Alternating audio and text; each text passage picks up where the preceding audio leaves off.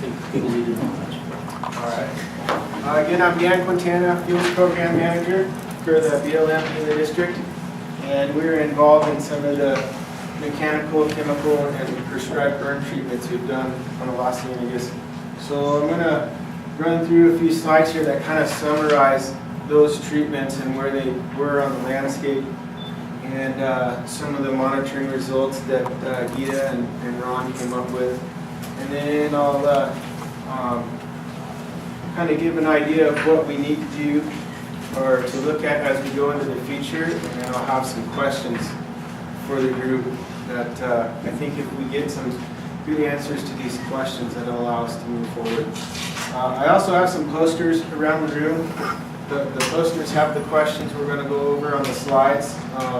Feel free to write additional questions, comments, or concerns on these.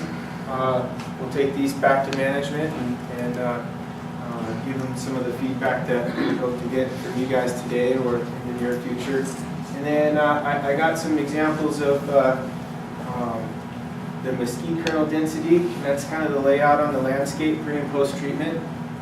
And then I also have this canopy cover and spatial distribution that kind of ties in with these and how do we want the mesquite to look on the landscape post treatment. And so I invite you guys to come up and look at these after the presentation.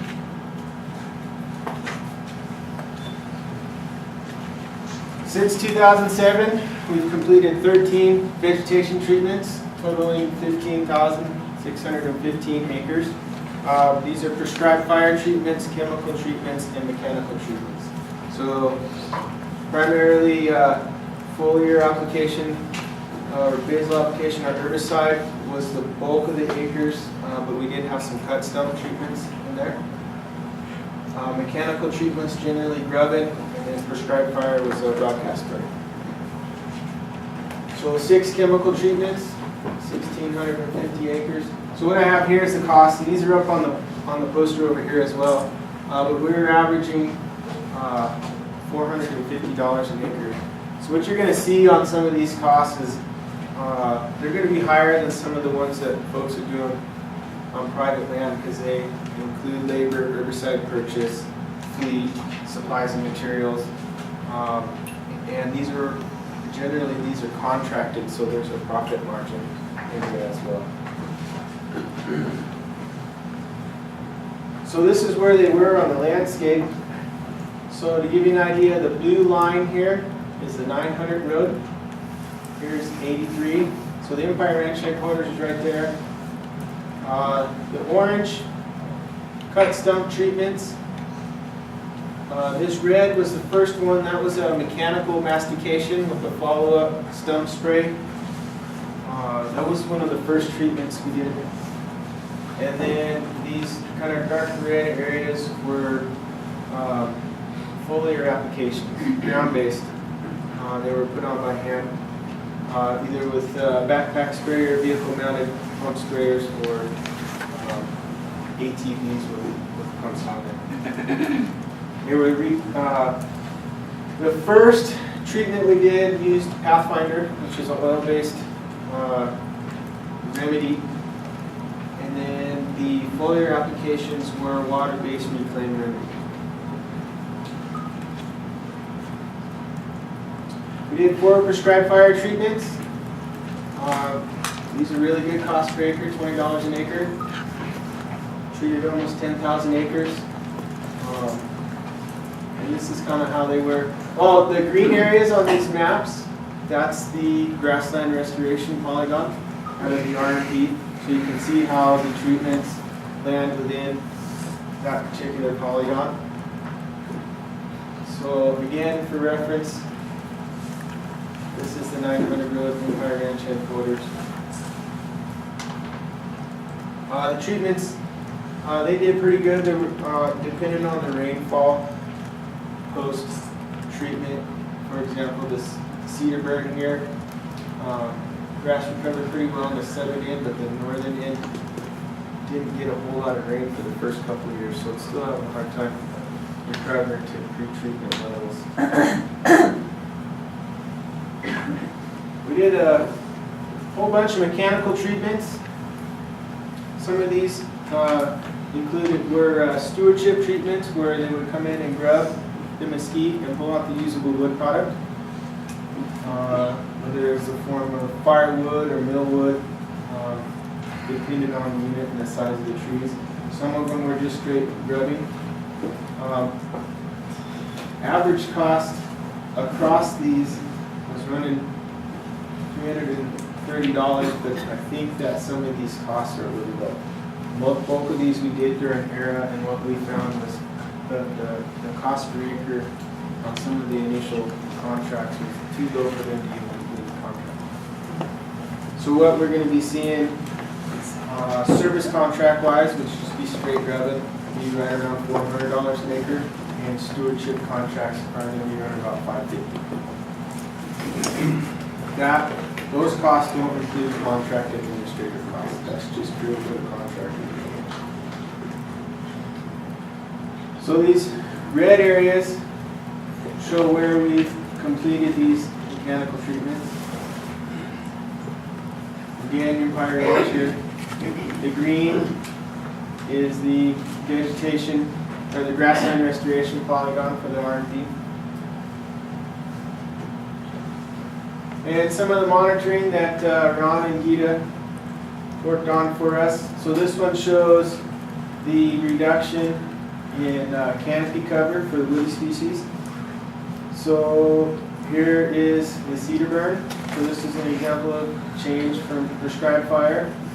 Here is a foliar application of chemical, and here is a mechanical grubbing. This is a cut stump treatment here. And I would be really interested to see some follow-up monitoring on this, because I think this foliar, I think you're going to see this number come back. A few years post-treatment, we started seeing some resprout. And then on the end of untreated. And this is mesquite mortality per treatment. So again, what you're seeing here is the mechanical grubbing. It's having the highest percent mortality of mesquite, followed closely by cut stump. I think this number is going to change. I think that mortality rate is going to come down again. That's the foliar strain. And then this kind of goes with what some of the stuff was presented earlier. A single prescriber doesn't have a whole lot of mortality. I'm curious to see what Linda has on her poster. I think repeated prescribers with some of these other treatments, and the mix might be key. And then a cost comparison. So here's the chemical applications were pretty pricey. This is a cut stump, pretty labor intensive, mechanical grubbing, prescribed fire.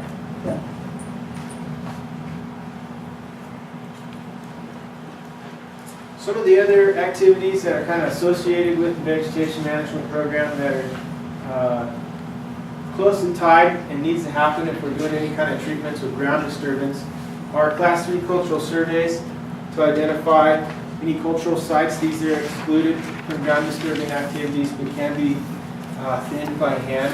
So it kind of gives you an idea of what type of treatment you can use and where. It's at least one of the factors to look at. So to date, we've done 12 Class 3 cultural surveys covering 10,000 acres. The other key to this is now you have 10,000 acres that are available for all three types of treatments that we're using on the ground. We're going to add another 1,200 acres this year, so we'll be up to 11,000 acres that are available for some of these treatments. That's roughly half of what's identified in the RMP for grassland restoration. The other one is biomass utilization. What do we do with the slash after we've treated it, whether we're cut stump, whether it's some type of mechanical, and we're finding that the slash generated on these treatments is really high. So what do we do with it? Do we just leave it on the ground? Do we have folks come in and pull it out via wood permit? Do we burn it? We found there's a pretty good use for firewood. There's a pretty high demand for that. There are some millwood folks in the area that will come in and utilize some of the root balls. And so that's an example of here in Era how much firewood they can take out in one load. And then that's a finished product from some of the mill that came out of. So that's a local operated Tumakakri mesquite mill. So going through all this, we pulled 19, the asterisk means that I don't think that's the final number, but we're looking at 1,900 tons or 3 million pounds of wood been pulled out so far. To give you an example of how much we've pulled, and I'm guessing there's at least a quarter of that still. So this is a pretty big part of these treatments and something that we really need to get a handle on how we're going to deal with it in the future. So moving forward, we've got these treatments on the ground. We've got some monitoring data to go with them, what's effective, what's not, what works and where. And so we've got a pretty good idea of what we can do, how we can do it, and where we can do it. But there's going to be a key to kind of establishing these treatments over a large landscape. And so what I see as a future for us moving forward is being able to establish a landscape scale plan. We need to look large scale. We need to be able to define our objectives for the treatments. We need to be able to identify initial treatments, first entry, and then we also need to identify areas that may be maintenance treatments. Some of the presentations earlier talked about one single treatment and then mesquite canopy cover coming back over a period of time to the point of pre-treatment levels. And so I think the maintenance treatments long term are really important. I think monitoring is going to be a really important factor to this as we do these treatments. We need pre and post treatment monitoring to establish effectiveness. I think we need to continue treating or monitoring some of the stuff that Ron and Gita started. I think those things should be established long term, and I think it'll be a good opportunity to give us some good science behind what we're doing. A lot of the monitoring out there is one-time treatment. Sometimes it's followed up 10 or 15 years later. There's no long-term maintenance to go with that. So I think that's going to be key here. And then obviously we need to explore our funding sources. Fuels program, MORs, our resource side of the shop for the BLM, and then what are some of the outside sources that we can tap into? Grants from Game and Fish, things of that nature. So in order to kind of set up a plan like this, there's some questions that we have that I'd like to see if we could get some answers to. And these are the questions that I have up on the board. But let's ask ourselves, what are the goals and objectives across the landscape? You know, that we saw some presentations on grassland sparrows. Somebody was talking earlier about how some of these treatments were originally for grazing to increase forage.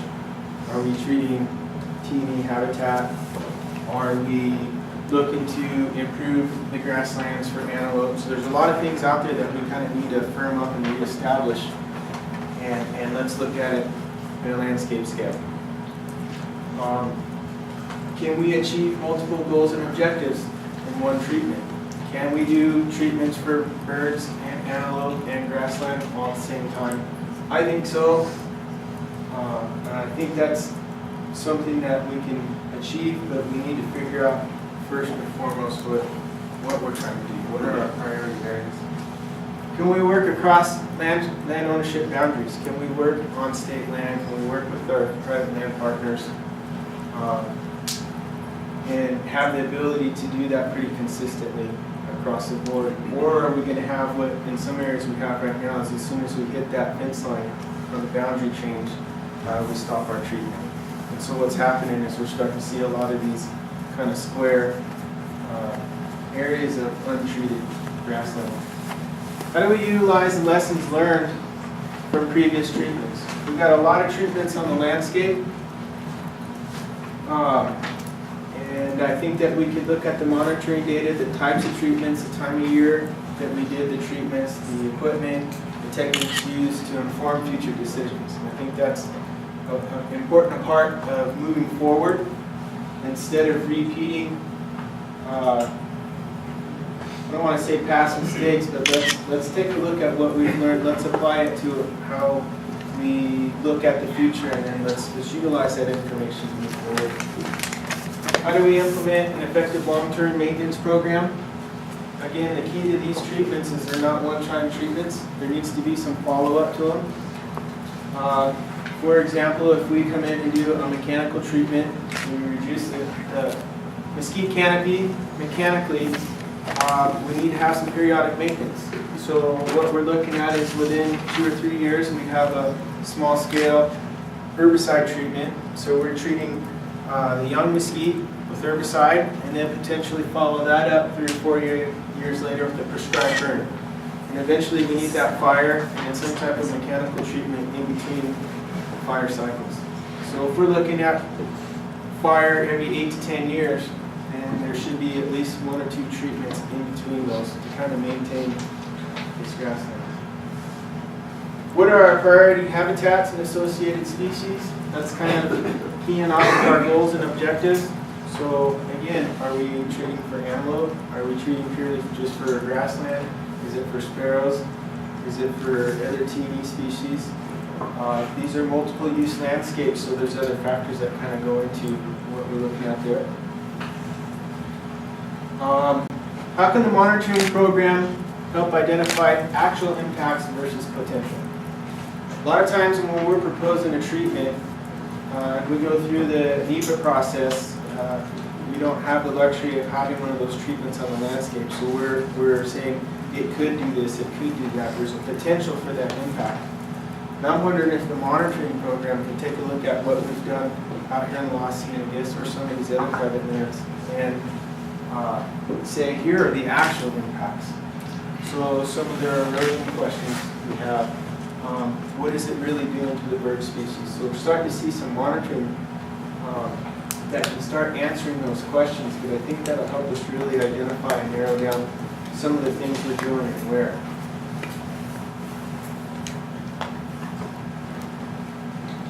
Do the treatment methods and types that we use cause erosion? Erosion comes up quite a bit. Dan talked a little bit about how some of those root mound operations didn't cause erosion, but what were the factors there that kind of helped that? Really low slope. There was essentially no slope to those areas. Flat. And then you talked about gullies and erosion in the area. This comes up quite a bit, particularly with our mechanical treatments. So if it's a concern, let's take a look at it. Let's answer this question so that we can move forward or adjust how we're doing our treatments or where. How do we implement our activities and treatments and still coordinate around TV species, migratory birds, multiple use landscapes? You know, this is something that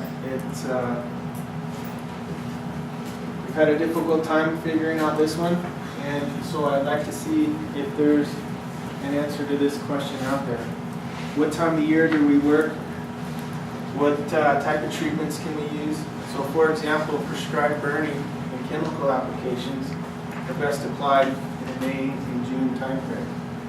That doesn't coincide too well with some migratory birds and some nesting birds. So how do we balance those two together and still maintain an improvement on the landscape? What are swales? What are eroded swales? And what are drainages? It sounds like a simple question, but when you look across the landscape, that question comes up time and time again. So I'm wondering if we can identify those on the map and then make that a part of the planning process. Same thing with mesquite bosques. Really good presentation earlier. Can we take that information and apply it to the Los Angeles? Let's lay those out on the landscapes. Let's get it mapped and let's make it a part of our planning process. And the other one is how can we use opportunities with the Research Ranch, TNC, U of A, NRCS, and some of these other resources that we have working out here. How can we team up and partner up to help evaluate these treatments and make this program work even better? And let's see. Yeah, 1 minute. Which one's 1 minute? Essentially, there's a lot of research out there. Everybody presented research on one thing. When we find a common place to get all this stuff summarized and together, or a common spot where we can go to, and that's U of A, if you're out there, if you got any researchers that are looking to do this. And then, real quick, here's a couple ones. How do we translate percent canopy cover to trees per acre? How do we take that R&P objective and turn it into an objective that I can use on treatment level? How can I spell that out so when the guy's sitting on the tractor or the guys are out there marking out the unit for leaf trees and whatnot, how do we translate that? And then how do we take trees per acre or canopy cover and apply that across the landscape? What's the spatial distribution of the trees? Evenly spaced, linear, is it random? Is it around drainages? I have some maps up on the wall over here that show some examples of what I'm talking about. But this one is one that we haven't quite nailed down. So a little bit of work on that would be helpful. And then essentially back to the biomass utilization. The wood permits for firewood and millwood going to be enough to handle the slash? Or can we work with some of our partners? We've got some private land folks that are putting a lot of mesquite on the ground. We're trying to put a lot of mesquite on the ground. Could we bring in folks like Mobile Power from Snowflake that do bioenergy? So in other words, they're running they're creating energy using a biomass boiler, or forest energy products at a Sholo. They're making pellets, fire starter logs, and things like that. Can we get somebody like this down here to help pull that slash off the landscape? Any questions? Why don't we move ahead to the panel here?